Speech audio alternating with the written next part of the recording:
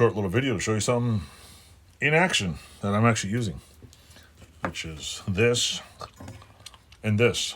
Yeah, I'm using a frying pan in my shop. Check this out. I made this because it is a metal dustpan. I wasn't throwing the garbage anyway, so why not, right? So what it is good for is picking up dust.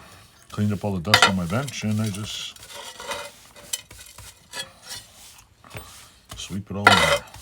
Does it work? Do they line this up perfect? Probably not, but you know what?